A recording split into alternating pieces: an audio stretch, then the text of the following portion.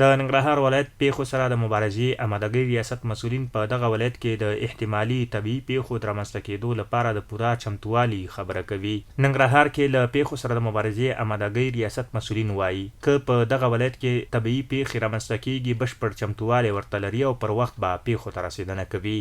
منګه د ولایت مقام سره همدارنګه د ننګرهار د ټولو ولسوالانو سره د موسساتو سره پوره همغږي لرو. همدارنګه کولی شو چې پیښو ته په وخت باندې رسېدنه ترسره کړو.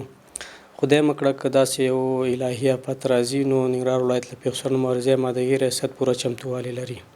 مسؤلین له هغو کورنیو غواړي چې کورونه یې د ورښتونو له امله د سیلابونو له خطر سره مخامخ وي د پیښو له پیښېدو مخکې باید خوندي سیمو ته ځانونه او کورنۍ انتقال کړي چې له ځاني او مالي زیانونو وژغورل شي.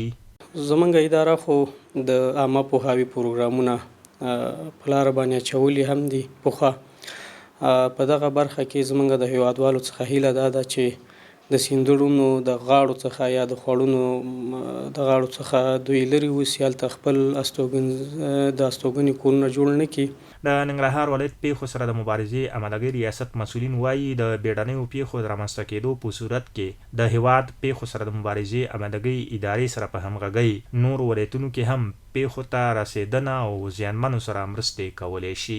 ننګرهار کې پیښو سره د مبارزې امادګۍ ریاست مسؤلین په دغه ولایت کې د پوره چمتووالي خبره داسې مهال کوي چې 2 ورځې وړاندې په نورستان ولایت کې د ورښتونو له امله راوتلو سیلابونو درانه مالي او ځاني زیانونه اړولي دي.